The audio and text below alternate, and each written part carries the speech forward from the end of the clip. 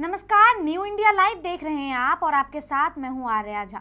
श्री कृष्ण जन्मभूमि संघर्ष न्यास के अध्यक्ष दिनेश शर्मा ने कहा कि अलीगढ़ मुस्लिम यूनिवर्सिटी में छात्रों द्वारा हमास संगठन का समर्थन करने और इजराइल का विरोध करने पर उन पर देशद्रोह की कार्रवाई होनी चाहिए, क्योंकि भारत सरकार अपने मित्र देश इजराइल का समर्थन कर रही है और वहीं भारत में रहकर मुस्लिम लोग भारत विरोधी देश का समर्थन करने में उतर आए हैं।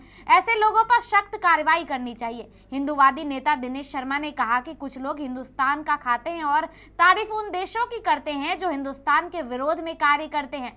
ऐसे लोगों पर जब तक कार्रवाई नहीं होगी तब तक यह लोग चैन से नहीं बैठेंगे। भारत सरकार हमारे यहाँ के गरीब मुसलमानों को राशन पानी दे रही है और यह लोग राशन को खा जाते हैं और भारत विरोधी गतिविधियों में शामिल हो जाते हैं। ऐसे लोग इसलिए ही भारत माता की जय नहीं बोलते। जब तक भारत सरकार सख्त रवैया अपनाएगी नहीं तब तक कुछ लोग भारत विरोधी कार्य करते रहेंगे।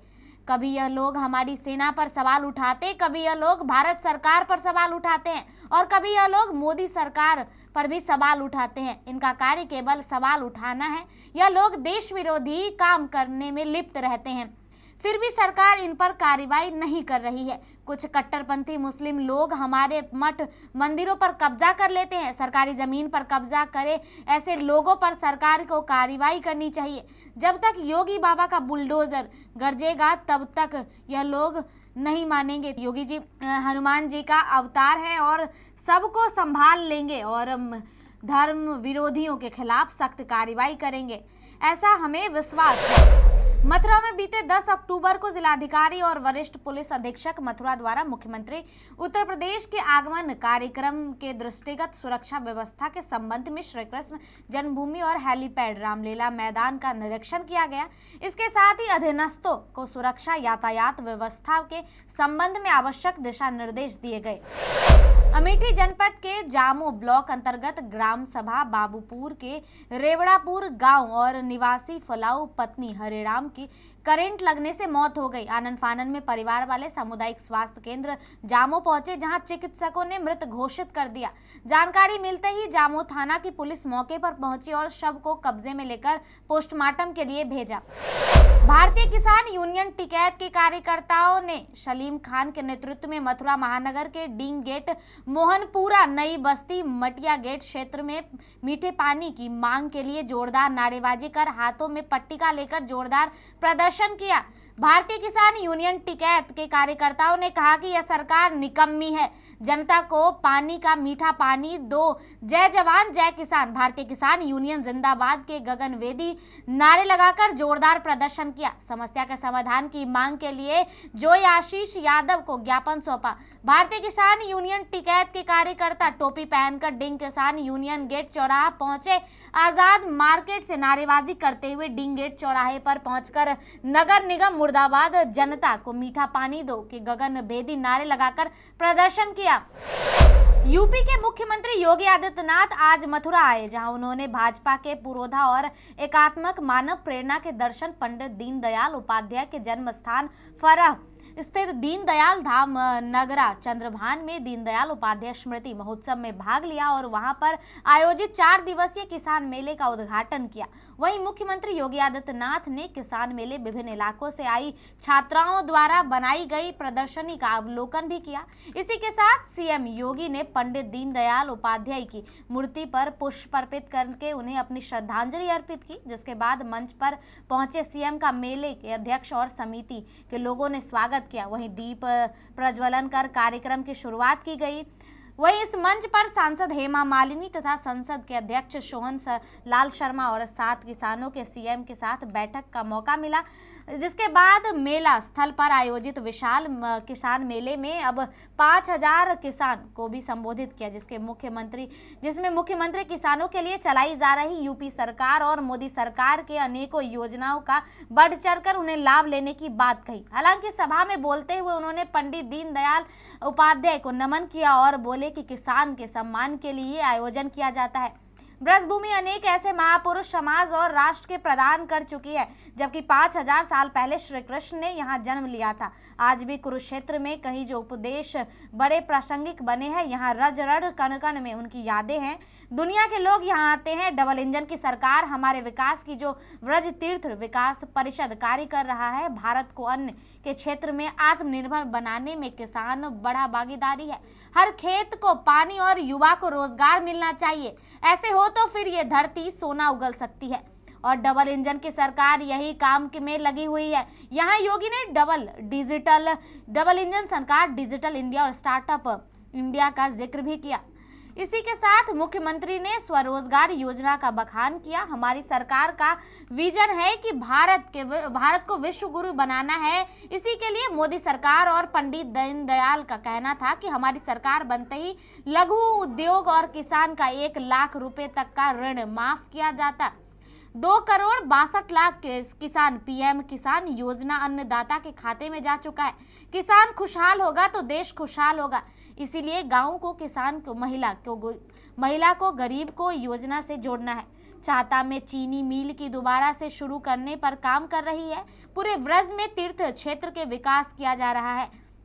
किसान के लिए कई ऐसी योजना है जो उनकी आय बढ़े और उनकी विकास हो। हम गौ को माँ कहते हैं और दूसरी तरफ उन्हें सड़कों पर छोड़ देते हैं, यह गलत है। इसीलिए अनुसंधान केंद्र खोलकर उनके संरक्षण कर सकते हैं। यहाँ के युवाओं को आर्मी और पुलिस में भर्ती करने के लिए गांव में खेल का मैदान हो, गांव को आत्मनिर्भर बनाने का प्लान।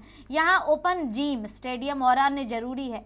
खेलो इंडिया और जैसे अन्य योजनाओं को लेकर एशियन गेम्स में 107 मेडल जीते हैं। यहाँ एक मिनी स्टेडियम सरकार बनाने वाली है। भारत दुनिया के रेडीमेड का सबसे बड़ा अड्डा बनने वाला है। इसी के साथ नारी बंधन योजना को आरक्षण को लेकर भी कहा कि ये प्रभावी रूप से लागू होना चाहिए। वहीं विपक्ष पर बोले कि यहाँ आज जब चुनाव होते तब जनता याद आती है, तभी योजना शुरू करते हैं और उसमें इसी की तरह भी भगदड़ मची है, जबकि मोदी सरकार लगातार योजना चला रही है।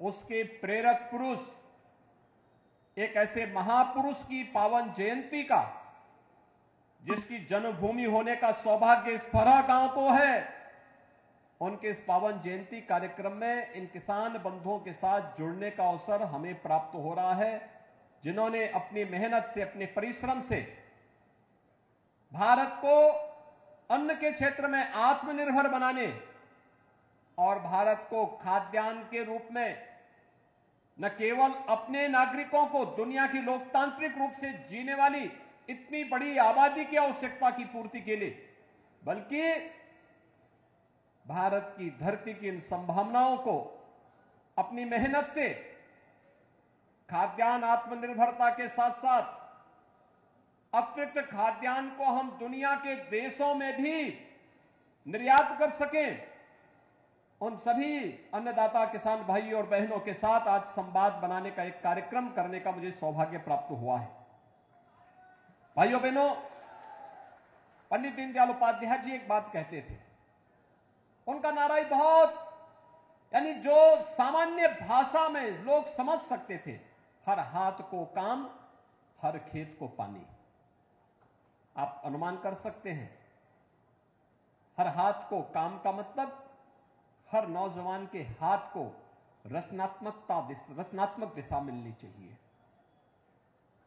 यानी युवाओं के प्रति उनके मन में क्या भाव है कि हर युवा को उसके अनुरूप कार्य मिलना चाहिए और हर सिद्धार्थनगर जिले में कांग्रेस पार्टी द्वारा प्रेस कॉन्फ्रेंस किया गया। यह प्रेस कॉन्फ्रेंस जिलाध्यक्ष काजी सुहेल अहमद द्वारा किया गया। प्रेस कॉन्फ्रेंस में जिलाध्यक्ष ने बताया कि प्रेस कॉन्फ्रेंस दलित नेता काशीराम के परिनिर्वाण दिवस 9 अक्टूबर से 26 नवंबर संविधान दिवस तक दलित गौरव संवाद कार्यक्रम पूरे जिले में चलाया जाएगा और इस कार्यक्रम के अंतर्गत जिले में दलित बाहुमूल्य क्षेत्रों में कांग्रेस पार्टी जाकर सहसंवाद और चौपाल करेगी। वहीं दलित और 5 प्रमुख मुद्दे लेंगी। वहीं कांग्रेस के दलित प्रेम का सवाल पर जिलाध्यक्ष काजी सुहेल ने कहा कि आजादी के बाद से दलित की स्थिति में जो भी सुधार हुए हैं वो कांग्रेस सरकार की ही देन है और दलित कांग्रेस को लेकर उन्होंने कांग्रेस के राष्ट्रीय अध्यक्ष मल्लिकार्जुन खड़गे का उदाहरण दिया। वहीं दलित प्रधानमंत्री उम्मीदवार को लेकर कहा कि यह पार्टी के शीर्ष नेतृत्व का फैसला है और जन विरोधी भाजपा को हटाने के लिए राहुल गांधी हर कुर्बानी देने को तैयार है। को देखते ही दलित आगे नहीं किया गया है। दलितों का अभी तक जितनी राजनीतिक दल हैं उन लोगों ने दलितों का सिर्फ उपयोग किया है, इस्तेमाल किया है मतदाता के तौर पर। आप याद कीजिए जब ये मुल्क आज़ाद हुआ था तो दलितों की क्या दुर्दशा थी। तो दलितों के उत्थान के लिए कांग्रेस ने जो भी कार्यक्रम चलाए दलितों के उत्थान के लिए, आज दलित भी समाज में सबके साथ बराबरी के साथ खड़ा हुआ। कांग्रेस पार्टी ने भी मल्लिकार्जुन खड़गे जी को कांग्रेस पार्टी का राष्ट्रीय अध्यक्ष बनाया, ब्रिजलाल खाबड़ी जी को उत्तर प्रदेश कांग्रेस कमेटी का अध्यक्ष बनाया। अगर दलितों का कहीं सम्मान है तो कांग्रेस पार्टी में हमारे सुदामा प्रसाद जी बैठे, हमारे सचिव हैं, ये प्रमोद कुमार जी बैठे, हमारे ब्लॉक कांग्रेस कमेटी के अध्यक्ष हैं। तो दलितों को सम्मान तो सिर्फ कांग्रेस में मिल सकता है। सर, क्या लगता है कि अगला पीएम दलित हो सकता है आपकी पार्टी से उम्मीदवार? देखिए, हमारे नेता राहुल गांधी जी ने बहुत पहले ही कह दिया है कि भारतीय जनता पार्टी जैसी फासिस्ट और सांप्रदायिक और किसान, नौजवान, गरीब, दलित विरोधी प्रधानमंत्री और दलित विरोधी सरकार को हटाने के लिए कांग्रेस पार्टी को जो भी बलिदान, जो भी कुर्बानी देनी पड़ेगी उसके लिए राहुल जी तैयार। राहुल जी का लक्ष्य स्वयं प्रधानमंत्री बनना नहीं, बस उनका लक्ष्य ये सरकार जाए, कोई दूसरी सरकार आए जिससे देश में खुशहाली आवे, महंगाई कम हो, बेरोजगारी कम हो, लोगों के साथ अन्याय और शोषण समाप्त हो। इसके लिए कांग्रेस पार्टी चुनाव के मैदान में रहेगी और चुनाव के बाद सारे एनडीए के गठबंधन दल के लोग तय कर लेंगे, जिसको गठबंधन चाहेगा वो प्रधानमंत्री होगा। सीतापुर राष्ट्रीय राजमार्ग पर स्थित खैराबाद हॉस्पिटल में अपर मुख्य चिकित्सा अधिकारी डॉक्टर अनूप श्रीवास्तव ने की छापेमारी। खैराबाद हॉस्पिटल में नहीं मिले कोई डॉक्टर, मानक में नहीं पाया गया खैराबाद हॉस्पिटल, तथाकथित पत्रकार चला रहा हॉस्पिटल, मरीजों के सेहत से हो रहा खिलवाड़, खैराबाद हॉस्पिटल में बड़े पैमाने पर की जा रही जीएसटी की चोरी। अपर मुख्य चिकित्सा अधिकारी डॉक्टर अनूप श्रीवास्तव ने नोटिस देकर 3 दिन में सुधार के लिए दिशा निर्देश दिए। बिना रजिस्ट्रेशन हॉस्पिटल में चल रहा मेडिकल स्टोर खैराबाद हॉस्पिटल में इनकम टैक्स के और सेल टैक्स की चोरी की जा रही है। के ऊपर जो कार्रवाई की गई है, क्या पूरा कारण? खैराबाद हॉस्पिटल के अगेंस्ट पूरी शिकायत मिली थी, जिसपे आज हमने यहाँ पे औचक निरीक्षण किया। अस्पताल तो हमारा पंजीकृत था, यहाँ पर मिला है, लेकिन जो और मानक होते हैं एक चिकित्सा को चलाने के लिए वो कतई पूर्ण नहीं मिले यहाँ पे, इसलिए इनको नोटिस जारी कर दिया गया है और 24 घंटे का समय दिया गया है। यदि 24 घंटे में अपेक्षित सुधार लेके नहीं आते हैं तो चिकित्सालय का विरुद्ध विभागीय कार्रवाई करते हुए तो सील कर दिया जाएगा। डॉक्टर साहब, यहाँ ओटी के अंदर बहुत सारी गंदगी पाई गई है, इस पर के अंदर मैंने जैसे बताया अभी आपको, कोई भी चिकित्सालय के हिसाब से जो मानक होते हैं वो मानक यहाँ पूर्ण नहीं किया रहे थे, इसलिए इनको एक कड़ा नोटिस दे दिया गया है। उसमें सारे बिंदु का उल्लेख कर दिया गया है और 24 घंटे का समय दिया गया है। यदि समय के उपरांत इनके द्वारा सुधार नहीं होता है तो कार्रवाई की जाएगी। उत्तर प्रदेश के मुख्यमंत्री योगी आदित्यनाथ पहुंचे पंडित दीनदयाल धाम मथुरा में, जहां उत्तर प्रदेश के मुख्यमंत्री ने ग्रामोद्योग केंद्र का भ्रमण किया और पंडित दीनदयाल उपाध्याय स्मृति जन्मोत्सव मेला एवं प्रदर्शनी के उद्घाटन समारोह एवं विराट किसान संगोष्ठी में सम्मिलित हुए। प्रदेश के मुख्यमंत्री योगी आदित्यनाथ मित्र मंडल धाम के चित्रपट पर दीप प्रज्वलन कर मेला का शुभारंभ किया।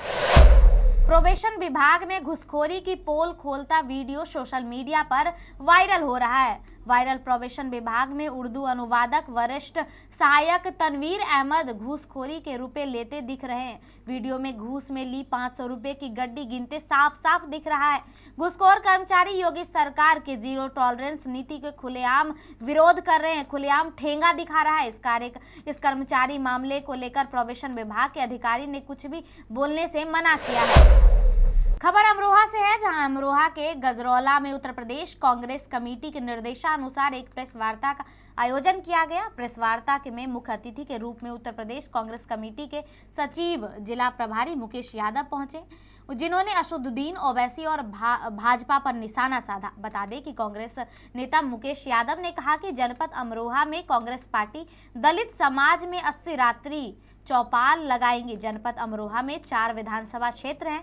प्रत्येक विधानसभा क्षेत्र में दलित बहुमूल्य क्षेत्रों में 20 स्थानों पर रात्रि चौपाल आयोजित की जाएगी। कहा कि दलित समाज पर भाजपा सरकार में हो रहे अत्याचारों, दलित समाज के हक और सम्मान जैसी महत्वपूर्ण मुद्दों पर चर्चा की जाएगी। साथ ही जिलाध्यक्ष ओमकार कटियार ने कहा कि काशीराम के परिनिर्वाण दिवस 9 अक्टूबर से संबंधित संविधान दिवस 26 नवंबर तक दलित गौरव संवाद कार्यक्रम चलेगी, जिसमें दलित बहुमूल्य क्षेत्रों में रात्रि चौपाल, दलित चेतना यात्रा, संविधान बचाओ जैसे प्रमुख कार्यक्रम आयोजित किए जाएंगे। और कहा कि भारतीय जनता पार्टी बाबा साहब अम्बेडकर के बनाए हुए संविधान को बदलना चाहती है, जिस देश को अपने हिसाब से चलाना चाहती है, परंतु कांग्रेस पार्टी भाजपा को मसूबों पर कामयाब नहीं होने देगी। भाजपा की सरकारों में दलितों पर अत्याचार हो रहे हैं, दलित की उपेक्षा की जा रही है, दलित को उनका हक और सम्मान नहीं मिल रहा है। कांग्रेस पार्टी ने हमेशा दलित समाज के हितों की रक्षा की है और उनके रणनीति में भागीदारी दी है, वहीं राजनीति में भी उनको भागीदारी दी है। आज देश के अंदर बिगड़ती कानून व्यवस्था, महंगाई, बेरोजगारी, भ्रष्टाचार, दलितों पर हो रहे लगातार अत्याचार जैसी प्रमुख समस्याएं हैं। भाजपा सरकारों को इन समस्याओं को लेकर कुछ करना चाहिए, लेकिन भाजपा एवं उनकी सरकार देश को तोड़ने में लगी रहती है।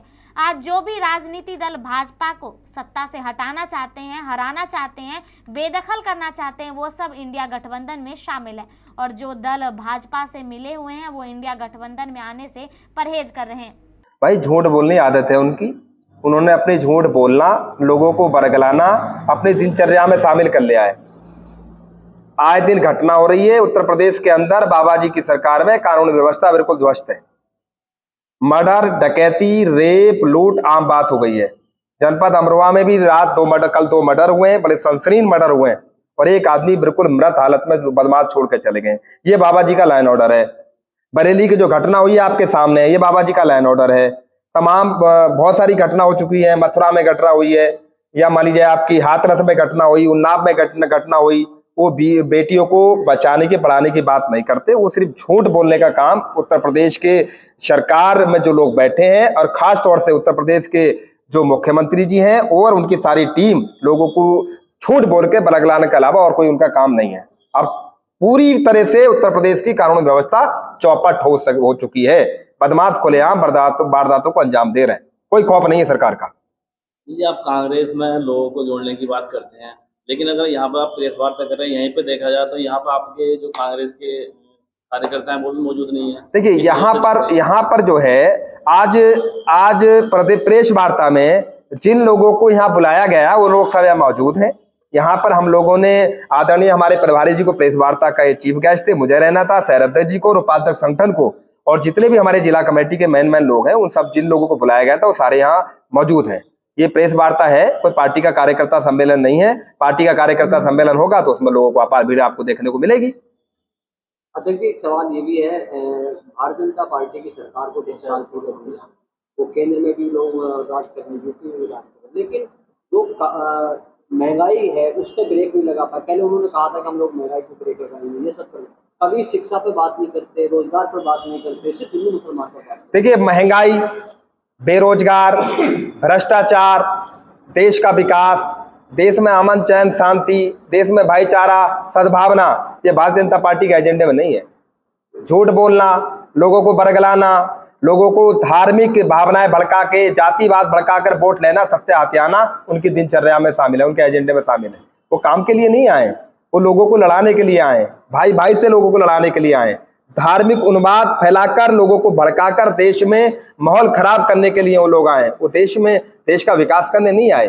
2014 से पहले अगर मोदी जी के भाषण आप लोगों ने सुने हो तो आप बताओ कि मुझे एक बार मौका दो, मैं महंगाई खत्म कर दूंगा। महंगाई खत्म हुई है क्या? डीजल, पेट्रोल, गैस, बिजली और जो खाने के समान आवश्यक पदार्थ वस्तुएं हैं, उन पे महंगाई के बारे में आप आलम देख रहे हो क्या स्थिति है। भ्रष्टाचार के आलम देख रहे हो।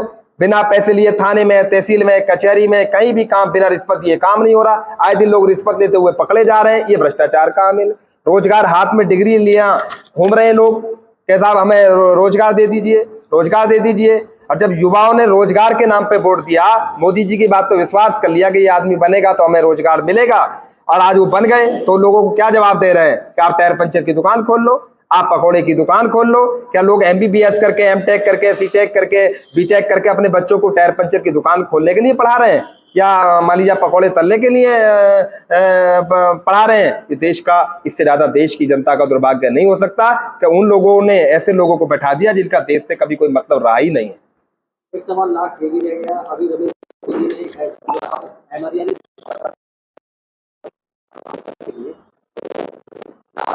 आप उसे किस नजर से देखते? देखिए, लोकतंत्र के अभी के लिए इस बुलेटिन में इतना ही। बाकी तमाम खबरों के लिए देखते रहिए न्यू इंडिया लाइव।